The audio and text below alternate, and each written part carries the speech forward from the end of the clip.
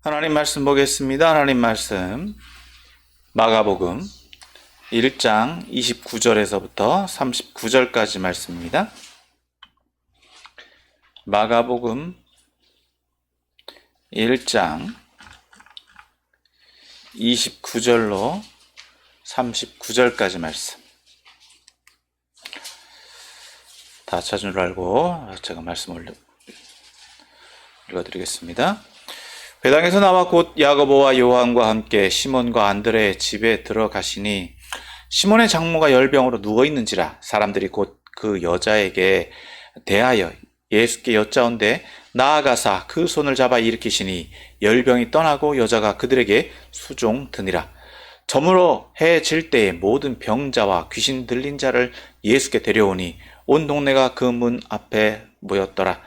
예수께서 각종 병이 든 많은 사람을 고치시며 많은 귀신을 내쫓으시되 귀신이 자기를 알므로 그 말하는 것을 허락하지 아니하시니라. 새벽 아직도 밝기 전에 예수께서 일어나 나가 한적한 곳으로 가사 거기서 기도하시더니 시몬과 및 그와 함께 있는 자들이 예수의 뒤를 따라가 만나서 이르되 모든 사람이 주를 찾나이다. 이르시되 우리가 다른 가까운 마을들로 가자. 거기서도 전도하리니 내가 이를 위하여 왔노라 하시고 이에 온 갈릴리에 다니시며 그들의 여러 회당에서 전도하시고 또 귀신들을 내쫓으시더라. 아멘. 할렐루야. 오늘도 거룩한 주일 하나님 앞에 나와 예배하는 여러분들을 환영하고 축복합니다. 계속해서 우리가 마가복음의 말씀을 보고 있습니다. 오늘도 이 말씀을 통해서 함께 은혜를 나누길 소망합니다. 오늘 함께 읽은 본문은 크게 세 부분으로 나누어 볼 수 있습니다. 먼저 29절에서부터 31절은 베드로의 장모의 열병을 치료하신 예수님에 대해서 말씀하고 있고, 또 32절에서부터 34절은 예수님께 나온 온 동네 사람들, 즉 그러니까 가버나움에 있는 사람들을 치료하신 사건에 대해서 말씀하고 있고, 또 35절에서부터 39절은 다른 동네로 이동하시는 예수님, 그곳에서 또 전도하시고 또 예수님이 이 땅 가운데 오신 목적이 무엇인지에 대해서 말씀하시는 것에 대해서 말씀하고 있는 것을 볼 수 있습니다. 자, 이제 좀 더 본문의 내용을 살펴보므로 함께 은혜를 나누길 소망합니다. 먼저 29절에서부터 31절까지의 말씀을 봅니다. 29절에서부터 31절. 자, 29절 맨 앞에, 맨 처음에는 이렇게 시작하죠. 회당에서 나와. 회당에서 나와라는 말씀은 이제 앞절에서 어떤 상황이었는지를 보면 알 수 있습니다. 오늘 본장은 예수님께서 안식일에 회당에 들어가셔서 말씀을 증거하시는 상황, 그것이 있었고, 또 그곳에서 귀신이 예수님을 알아보고 귀신 들린 자를 데려왔는데 귀신을 쫓아내시는 사건이 먼저 선행되어졌죠. 그 사건의 연장에 있다는 거예요. 그러니까 그 사건이 정리가 되고 회당에서 나왔는데, 자, 예수님이 어디로 가시느냐, 즉 예수님께서 계신 장소의 변화가 이루어지고 있는데 어떻게 되고 있다고요? 시몬과 안드레의 집에 들어가시니. 그러니까 그 이전에 예수님께서는 제자를 부르셨고 제자를 삼으셨고 야고보와 요한과 시몬과 안드레를 제자를 삼으셨죠. 제자를 삼고 회당에 들어가셔서 말씀을 증거하신 사건의 연장에서 있다는 거죠. 그래서 누구의 집으로 가셨느냐? 시몬과 안드레의 집으로 가셨다라고 말씀하고 있어요. 자, 시몬과 안드레의 집. 여러분, 야고보와 요한, 시몬과 안드레는요, 어디서 제자로 불려졌습니까? 갈릴리 해변이었어요. 그러니까 지금 이 회당이 위치한 곳은 또 가버나움입니다. 그러면 갈릴리 디베랴 바다, 즉 갈릴리 해변에 시몬과 안드레의 집이 있었느냐? 사실 그곳에도 집이 있을 수 있고요. 그곳에는 야고보와 요한의 집이 있을 수 있고, 시몬과 안드레의 또 집은 가버나움에도 있을 수 있다라고 볼 수 있는 거예요. 그러니까 시몬과 안드레가 시몬의 집이 두 군데 있었든지 아니면 가버나움에만 집이 있고 그곳에는 직업상 내려가 있는 곳이었든지, 이렇게 우리가 그렇게 볼 수 있는 거죠. 명확한 것은, 지금 분명한 것은 시몬의 집이다. 그리고 그곳에는 안드레도 같이 살고 있었다라는 거죠. 그런데 그곳에 들어가게 되셨는데, 자, 그곳에 누가 계셨느냐? 30절에 보면 누가요? 시몬의 장모가 있다라는 거예요. 시몬의 장모가 있었다라고 하는 것은 시몬, 즉 베드로가 어떤 상태냐? 이제 결혼한 상태라는 거죠. 기혼의 상태다라고 하는 거예요. 이거는 뭐 다른 복음서에서나 다른 이제 바울 서신에서도 시몬이 부인이 있었다라는 것을 얘기해주고 있기 때문에 그럴 수 있어요. 그런데 지금 여기에서 상황을 보면 시몬의 장모가 열병에 누워 있었다라고 하는 것, 이 상황이 전제되어 있다라고 하는 거죠. 그럼에도 불구하고 시몬은 예수님을 선생님 삼았기 때문에 모시고 들어갔다는 거예요. 그래서 그런 상황이라는 거죠. 그럼 열병으로 누워 있었다라고 하는 것은 우리가 흔히 이해할 때 열병이라고 하는 건 이제 열사병 같은 아니면 그런 류의 병들이 있습니다. 그런 류의 병들인데 문제는 이게 단기적으로 이 병이 왔는지, 그러니까 열병의 종류가 보통은 단회적으로 오고 극심하게도 오고 그래요. 그럼 이 질병이 단기간에 이렇게 열병이 와서 거동이 불편할 정도로 우리가 일상적으로 보는 일시적인 열사병으로 이해하는 거냐라는 것과 아니면 이것이 오래된 병이냐라는 것은 또 차이가 있죠. 그런데 지금 이 뉘앙스, 본문에서 말하고자 하는 내용을 보면 열병으로 누워 있었다라는 것과 그 뒤에 또 뭐라고 말하고 있습니까? 사람들이 곧 그 여자에 대하여 여자께 여짜온대라는 것. 요것을 통해서 문맥상으로 이해를 해보면 시몬의 장모가 열병으로 오랫동안 누워 있었다라고 이해할 수도 있습니다. 물론 뭐 다른 추측도 가능하죠. 극심하게 갑자기 고열로 이 거동이 불편한 상태다라고 해서 주변 사람들이 알 수 있을 정도다라고도 유추할 수 있지만 본문의 문맥적으로 본다면 조금 더 어느 쪽에 가깝다고요? 오래되었다. 오래된 병으로 이분이 얼마나 고통당하고 있는지, 그리고 의사나 다른 사람에 의해서 손 쓸 수가 없는 상황이다라는 것을 우리는 볼 수 있다라고 하는 거죠. 물론 아까 이제 좀 전에 말씀드린 대로 이 질병이 극심해서 위급한 상황이 계속 연일 발생되고 있었다라고도 볼 수 있는데, 그렇다고 한다면 베드로가 일을 하러 나갈 수 있었겠느냐, 자유롭게 활동을 할 수 있었겠느냐라고도 그 문제도 또 생각해 볼 수 있는 여지들이 있다라는 거죠.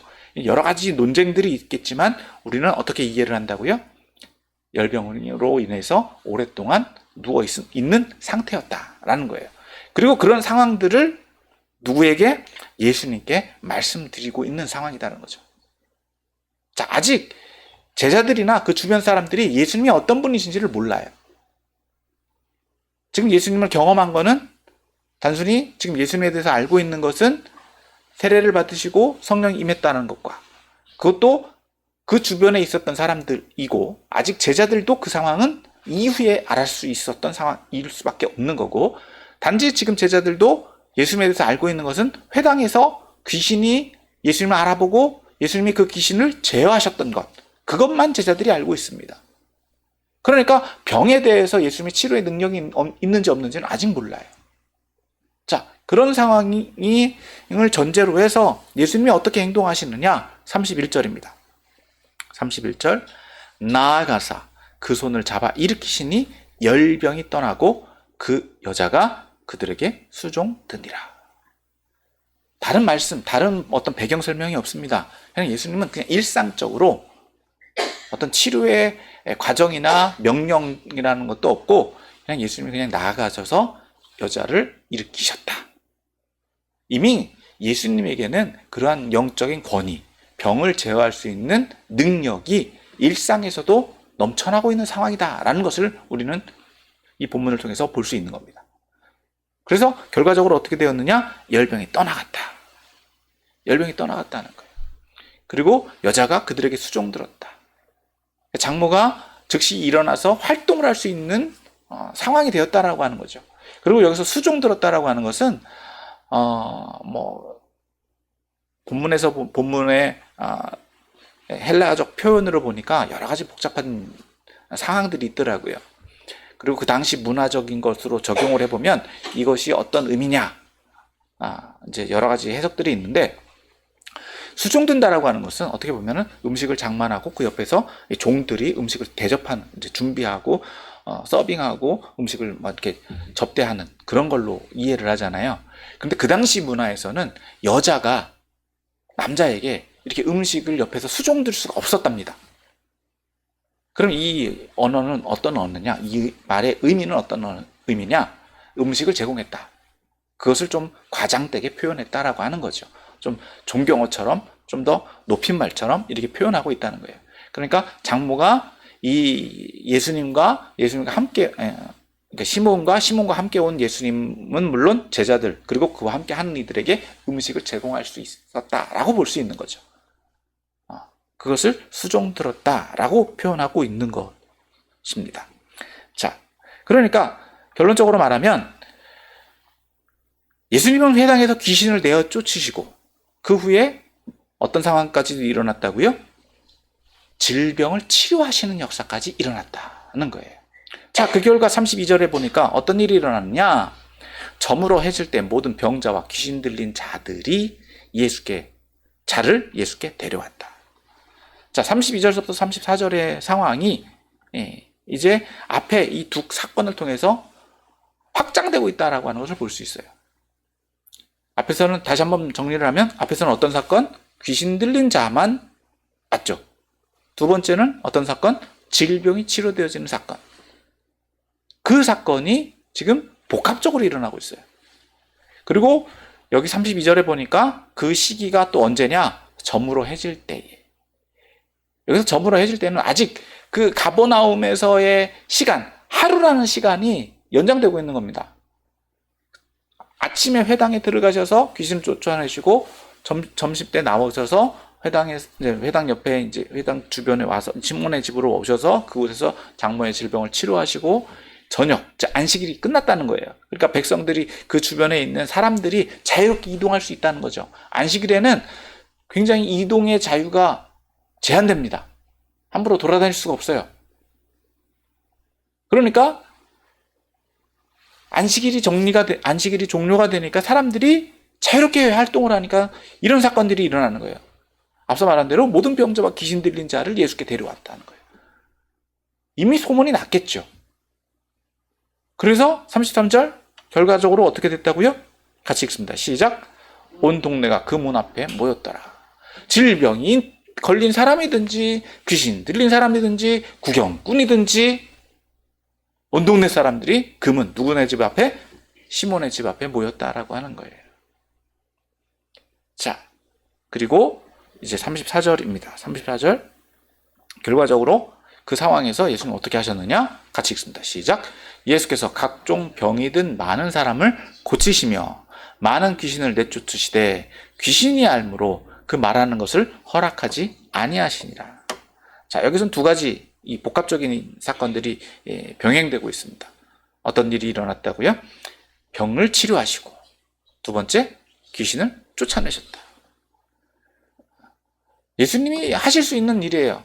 두 가지 일. 병을 치료하시는 것 당연히 예수님에게 그런 권위가 있었고 권능이 있었기 때문에 쫓아내셨다. 치료하셨다.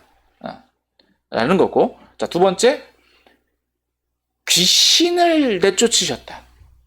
귀신도 당연히 예수님께서 그 권위를 가지고 계시기 때문에 이미 광야에서 하나님께서 그에게 주신 권능으로 그 시험을 이기시고 하나님의 나라를 이 땅 가운데 성취하셨다라고 하는 것을 우리는 확인했습니다. 그래서 마귀의 권세는 예수님 앞에서 무기력해질 수 있고 무력화될 수밖에 없어요.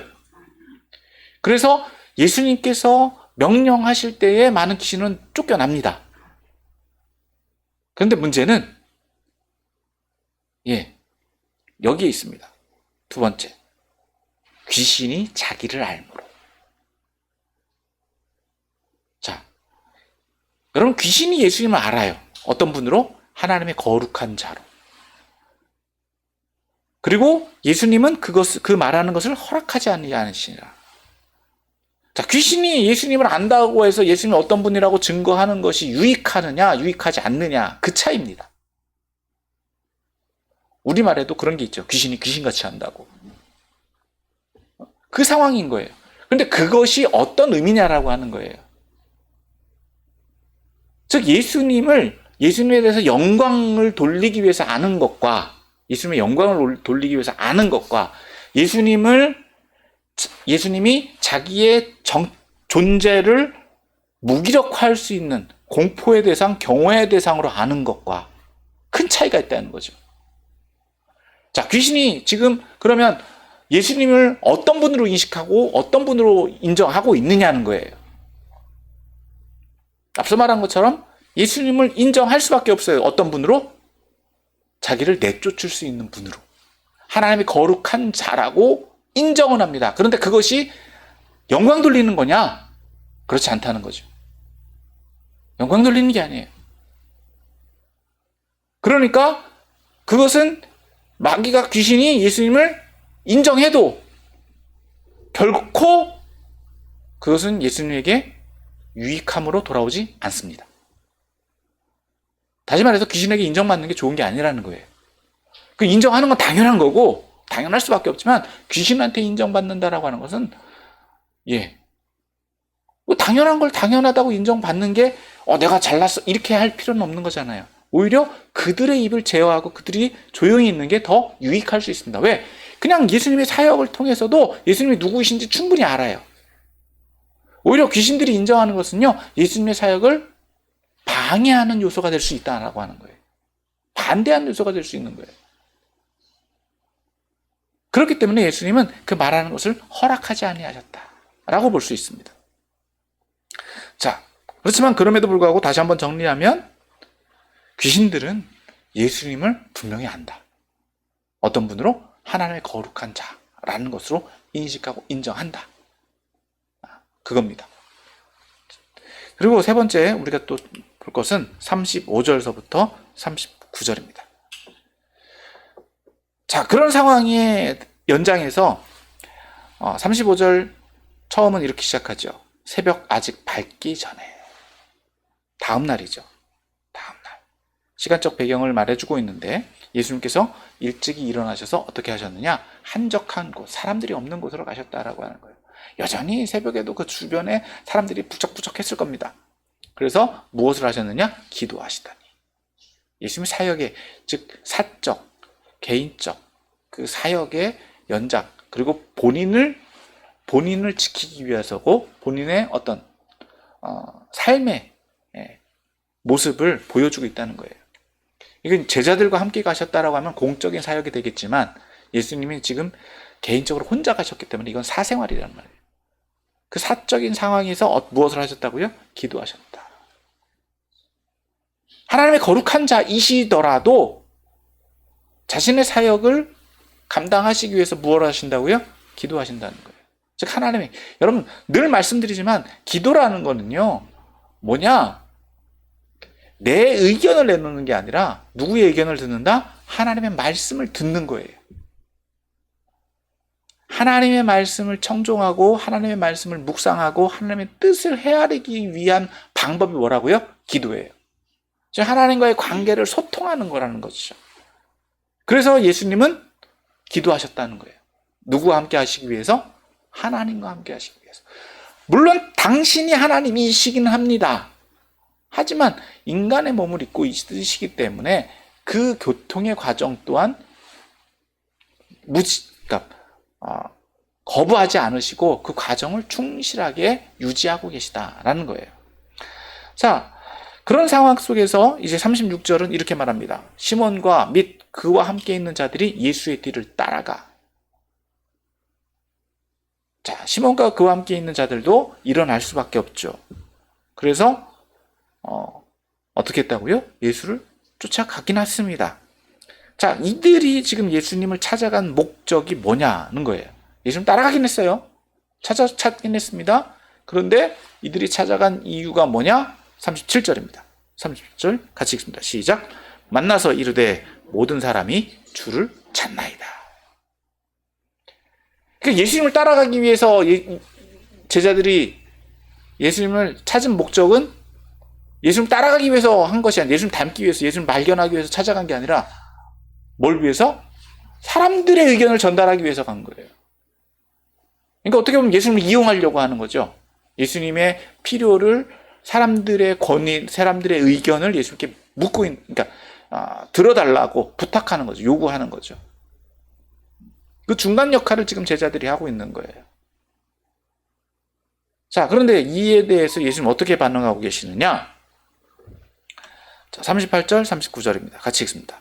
시작. 이르시되 우리가 다른 가까운 마을들로 가자. 거기서도 전도하리니 내가 이를 위하여 왔노라 하시고, 이에 온 갈릴리에 다니시며 그들의 여러 회당에서 전도하시고 또 귀신들을 내쫓으시더라. 자, 사람들은 예수님을 왜 찾아왔을까요?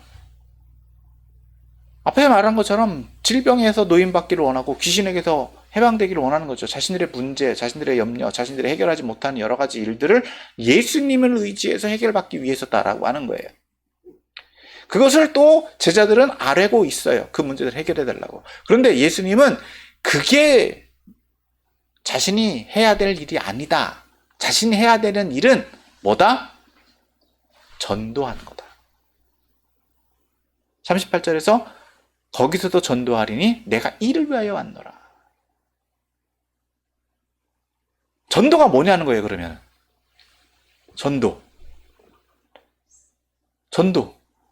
전도하는 게 뭐냐? 이게 중요한 거죠. 예수님이 지금 전도하시는 행위가 뭐냐? 그걸 보면 전도가 뭔지 알 수 있어요. 우리가 아는 전도와 예수님이 하신 전도가 뭘까? 말 그대로 보면은요, 전도는 도를 전하는 게 전도예요. 한문이잖아요. 도를 전하는 것. 그러니까 예수님은 지금 도를 전하셨다. 그게 그 전도의 행위를 하고 계시다는 거죠. 그럼 예수님이 지금 도를 전하셨는, 이 여기서 말하는 도는 무엇을 의미하느냐? 하나님의 나라가 임했다라고 하는 것. 하나님의 말씀을 전하는 것. 그것이 전도다라고 하는 거예요. 잘못된 말씀을 전하는 게 아니라 하나님의 말씀을 바르게 깨우쳐서 알리는 것. 그게 전도다라고 하는 거예요. 더 나아가서 예수님의 전도는요, 복음을 전하는 거예요. 그냥 말씀만 가르치는 게 아니라, 말씀은 누구도 가르칠 수 있어요. 그 당시에 랍비들도 말씀을 전했고, 말씀을 해석했고, 말씀을 분별했습니다. 그런데 예수님이 지금 전하고 계신 것은 하나님 나라가 임했다라고 하는 천국의 복음, 하나님의 말씀, 하나님 나라의 복음을 전하고 계시다. 하나님의 복음을 전하고 계시다. 그게 전도다라고 하는 거예요. 그것을 정리하고 예수님의 그럼 전도와 예수님의 사역을 정리한 게 바로 39절입니다. 다시 한번 말씀 읽습니다. 시작. 이에 갈릴리에 다니시며 그들의 여러 회당에서 전도하시고 또 귀신들을 내쫓으시더라. 예수님의 주된 사역, 예수님의 사역의 주는 뭐라고요? 전도. 그거에 따라서 부가적으로 일어나는 일이 뭐냐? 귀신이 내어 쫓겨나는 것. 그리고 여기에 이제 39절에서는 언급되지 않았지만 병도 치료하시는 것. 그건 예수님의 권위, 예수님이 소유하고 있는 이제 원래적인 속성 때문에 그건 병이 치료될 수밖에 없는 거고요. 귀신은 쫓겨나갈 수밖에 없는 거예요. 그러므로 우리가 다시 한번 정리하면 예수님은 뭘 하기 위해서 오셨다? 전도하기 위해서 오셨고, 지금 뭘 하고 계시다? 전도하고 계시다. 그로 인해서 부가적으로 어떤 일이 발생되고 있다고요? 질병이 치료되어지고 귀신이 내쫓아지는 역사. 왜? 예수님이 그런 분이시기 때문에 병도 예수님 앞에서는 물러갈 수밖에 없고요. 귀신도 쫓겨나갈 수밖에 없는 거예요. 함께 할 수가 없는 거죠. 오늘 그래서 마가는 그 말씀을 이렇게 예수님을 소개하고 있다라고 볼 수 있습니다.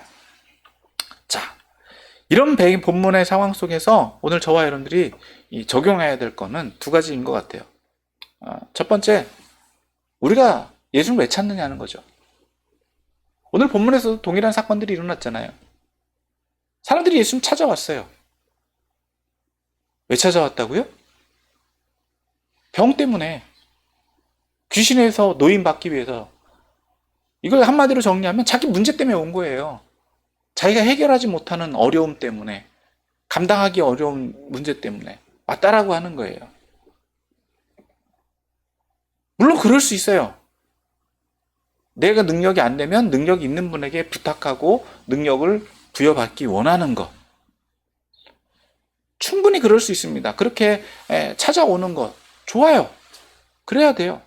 오늘날에도 많은 분들이 그렇게 그런 좀 상황들 속에서 교회로 나옵니다. 예수님 찾기는 해요. 그리고 대부분 그런 속에서 또 교회의 문턱을 넘죠.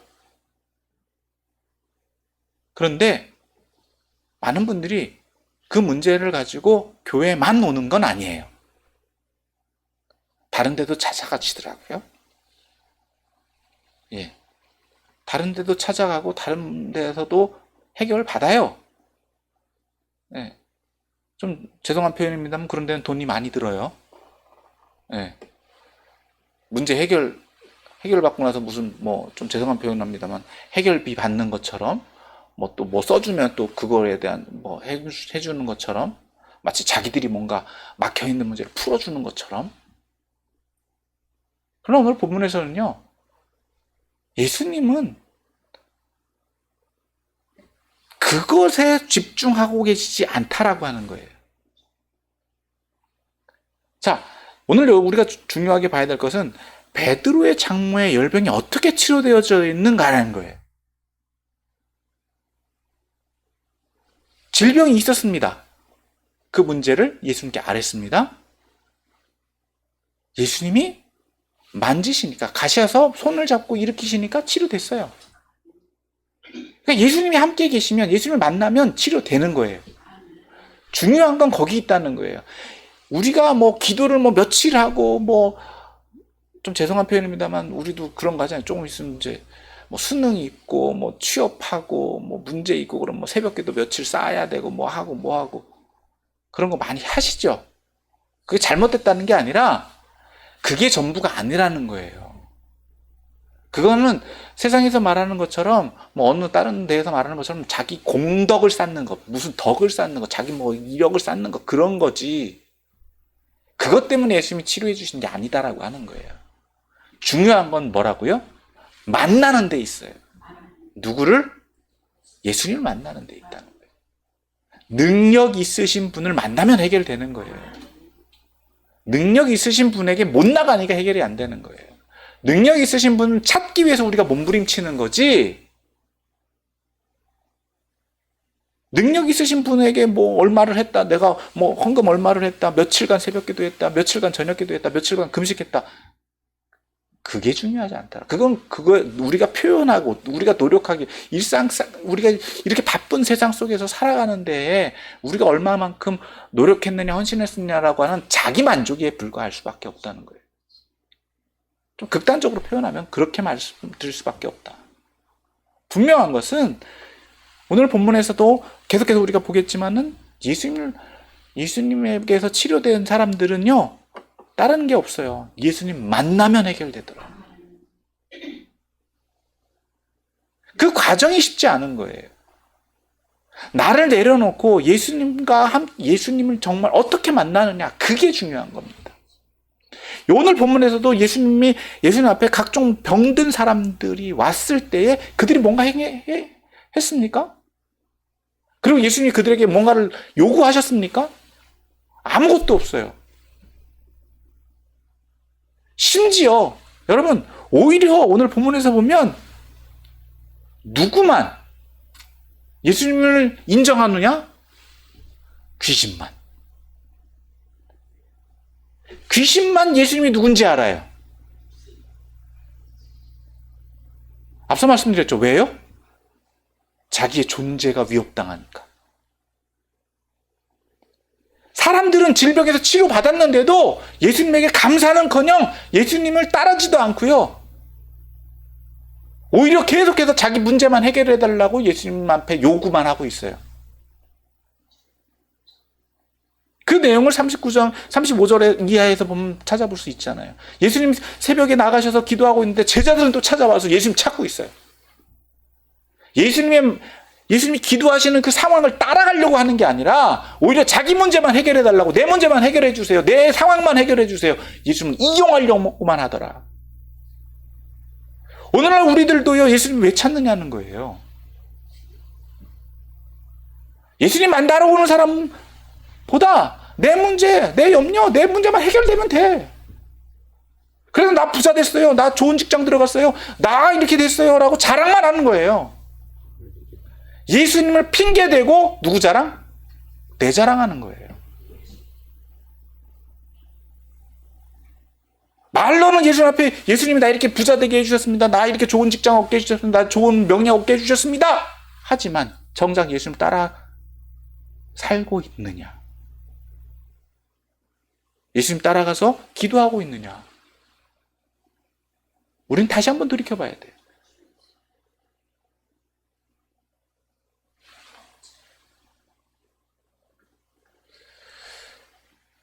그래서 누구만 인정하고 있더라? 귀신만. 그런데 그것은 결코 예수님의 영광이 되지 않습니다. 헛된 영광. 어떻게 보면 오늘 우리도 그런 수준에 머물러 있지는 않느냐는 거예요. 예수님께 복 받았습니다, 예수님 나 잘하게 해주셨습니다, 그거 그렇게 하는 건 차라리 예수님 입 다물어라 라고 하시는 수도 있다는 거예요. 그건 정말 하나님 영광 돌리는 게 아니다.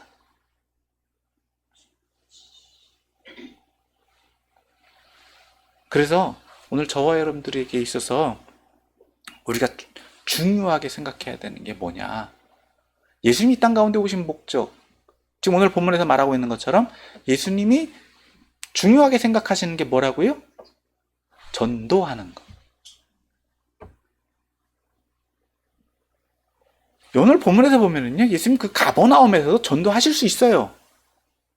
그 남아서 전도하실 수 있어요. 그런데 오늘 분명히 예수님은 어떻게 하고 계시냐? 새벽에 그 상황이 좀 끝난 다음에 그 즉시 다른 데로 가셨다는 거예요. 다른 마을로 가셔서 전도하십니다. 누구에게도 인정받지 못하면서 당신이 그런 능력을 행하시고 그런 일들을, 어마어마한 일들을 행하시면서도 불구하고 하나도 누구도 인정하지 않는데, 누구도 존경하지도 않고 누구도 그를 따르지 않는데, 그럼에도 불구하고 예수님은 뭘 하기 위해서? 전도. 즉 하나님의 뜻을 전하는 게 더 중요하다라고 하는 거예요. 하나님의 뜻을 바르게 알리게 하는 게 더 중요하다라고 하는 거예요. 하나님의 복음을 전하는 게 더 중요하다라고 하는 거예요. 그럼 복음을 전한다라고 하는 것은 뭐냐? 그 말씀대로 살게 하는 게 더 중요하다라고 하는 거예요. 말씀을 들었다라고 하면은요, 들은 것에서 멈추지 말고 어떻게 해야 된다고요? 바뀌어져야죠. 여러분, 오늘 저와 여러분들에게 있어서는요, 이게 전제가 돼야 되는 게 뭐냐? 내가 옳다라고 하는 거냐, 내가 잘못됐다라고 하는 거냐, 이 전제가 우리에게 필요해요. 내가 옳다라고 하면은요, 내가 나의 삶이 예수님이 말씀하시는 그 삶에 비교했을 때 내가 옳다라고 하면 나의 삶이 바뀌어지겠습니까? 안 바뀌어지겠습니까? 절대로 안 바뀌어집니다. 잘못됐다라고 하는 것을 인정해야만 어떻게 될까요? 바뀌어지죠. 그런데 제가 그동안 좀 제 얘기를 말씀드리면 저부터도 그렇지만은 잘 인정을 안 해요. 잘못된 걸 이야기해줘도 알긴 알아요, 그런데요 변명하고 또 이유를 대고 자기 합리화를 하고 계속해서 어떻게 한다고요? 자기는 옳다. 말로는 어떻다고요? 잘못됐다라고 합니다. 하지만 실상 그 이면에는 무엇이 깔려 있다고요?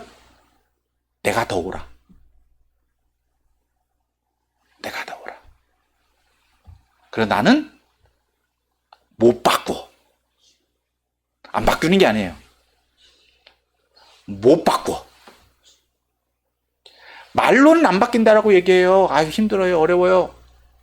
그런데 이미 우리는요, 어떻게 한다고요? 배에 닷 있잖아요. 앙카라고 하는데, 앙카를 바다에 딱 걸어놓고 안 바꿀 작정을 하고 안 움직입니다. 요동은 치죠. 파도가 치면 앙카가 있어도 배는 요동은 칩니다. 흔들리긴 합니다. 그런데 본질은 바뀐다, 안 바뀐다? 안 바뀌어요. 그러면 우리의 일상이나 삶이 변화가 없는 거예요. 여러분, 예수님을 만난다라고 하는 거는요, 내 삶만 바뀌는 게 아니라 무엇이 바뀌는 거냐? 내면서부터 모든 것이 뒤집어 엎어지는 걸 의미합니다. 모든 삶의 습관, 모든 삶의 태도, 사고방식, 모든 것들이 바뀌어져야 돼요. 그래서 예수님이요, 우리를 중고라고 말하지 않고 새거라고 말씀하시는 거예요. 중고는요, 여러분, 쉽게 표현하면 중고는 흔 거예요. 사용하던 거예요. 새 거는 말 그대로 새 거예요. 한 번도 사용하지 않은 거예요. 그런데 여러분, 상식적으로 해보면 중고가 새 거라고 말할 수 있습니까? 요즘에 그런 표현도 하더라고요. 예, 중고 신입. 무슨 말씀인지 알아요? 오래됐는데 신입사원으로 들어가는 거예요. 예, 다 퇴임했는데 신입사원으로 들어가는 걸 중고신입이라고 그래요.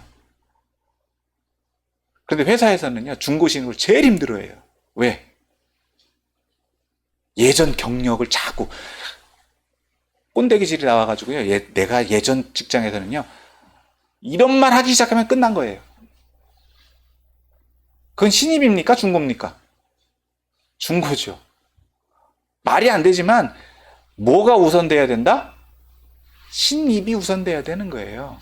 말 그대로 우리의 신앙생활도 예수님 안에서 새 것이 되었다라고 하면 새 것으로 돼야 되는데, 문제는 여전히 중고의 성격이 남아가지고 바꾼다, 안 바꾼다? 안 바꿔요.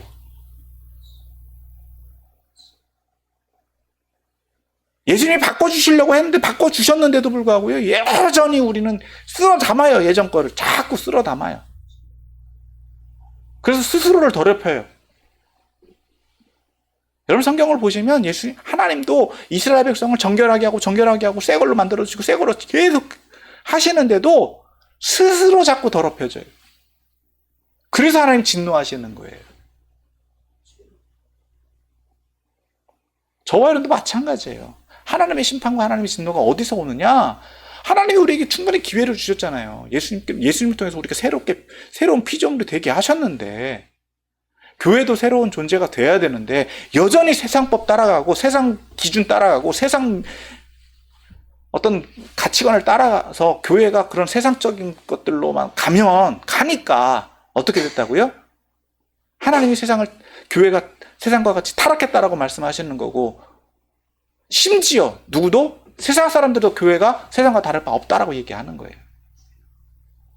그게 오늘 본문에서 말하고 있는 것처럼 귀신이 귀신같이 하는 거예요. 하나님의 사람인지 하나님의 사람이 아닌지. 세상 사람들도 알잖아요. 교회가 어떤 데인지 모를 수가 없는 거예요. 그럼에도 불구하고 오늘 저와 여러분들이 추구해야 되는 건 어디에 있다고요? 예수님 정말 따른다라고 한다면 예수님처럼 전도하는 거예요. 하나님 말씀을 적용하고 하나님 말씀에 늘 우리가 부딪혀서 나를 새롭게 하신 그 주님처럼 주님의 말씀을 따라서 내 새로움을 유지하고 가야 돼요. 새 것으로. 이전 것은 벗어버리고.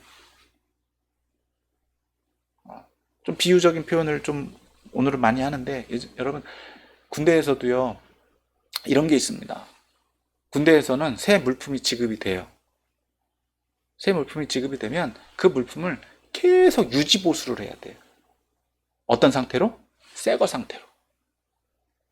그래서 군대 가보면은, 저희 또 그랬지만은, 제가 최고로 오래된 물품을 받아본 게 베트남전에 쓰던 거예요.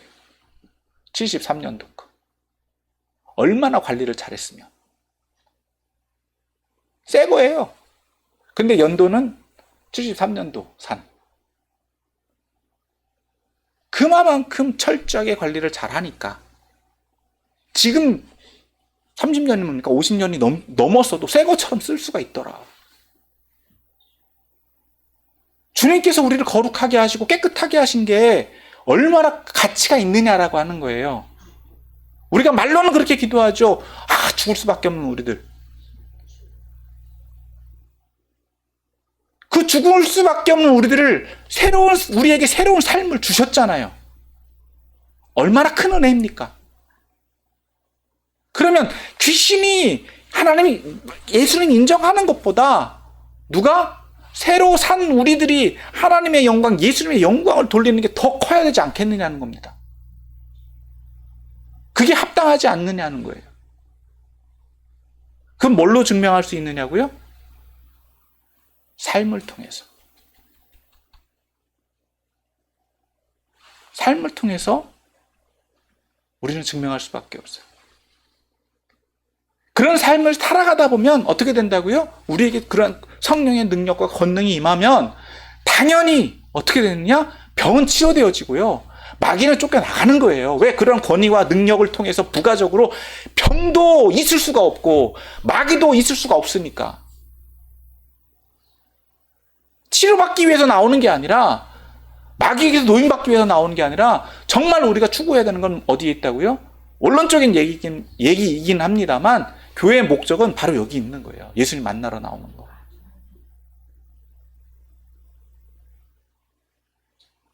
예수님 만나는 게 중요한 거예요. 여러분들이 많은 사람들이 세상도 걱정하는 게 뭐냐? 교회가 교회답지 못한 거. 성도들만 걱정하는 게 아니에요. 세상 사람들도 알아요. 교회에서 예수님 빠지면요, 일반 사조직보다도 못한 거예요. 왜? 다 죄인들이 모여있는 데잖아요. 오히려 사조직은 자기 유익을 위해서 함부로 말도 안 하죠. 근데 오히려 교회는요, 다 형제네 자매네 해갖고 위도 아래도 없고 다 그냥 할 말 못할 말 쓸데없는 말 다 하고 상처받았다고 서로 그냥 지지고 싸우고 막 그러는데 여러분 덕이 안 되잖아요. 누가 빠지니까? 예수님 빠지니까 그렇게 되는 거예요. 그리고 또 중요한 거, 예수님이 원하시는 게 무엇인지를 잘 생각해야 돼요. 우리가 앞으로 계속해서 말씀을 보아나가겠지만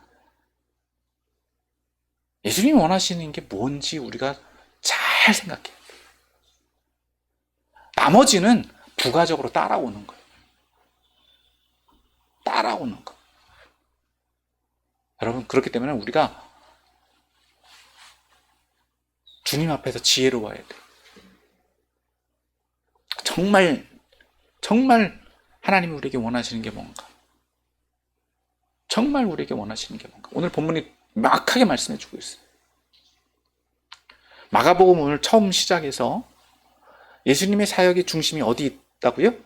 전도하는 데 있다. 병을 치료하는 것, 귀신 쫓아내는 것, 그건 부가적인 거예요. 우리가 집중하고 우리가 중요하게 봐야 되는 것, 또 오늘 본문에서 마가가 계속해서 말하고 싶어 하는 건 하나님 나라의 복음을 전하는 데 있고 그 말씀대로 사는 데 있다. 오늘 우리는 저와 여러분들은 그것을 오늘 분명히 기억하시고 그것을 적용하기 위해서 몸부림치시고 애쓰셔서 우리를 구원하신, 우리를 이 자리에 있게 하신 그 은혜에 합당한 삶을 살아가는 저와 여러분들이 다 되시기를 예수님의 이름으로 축원합니다.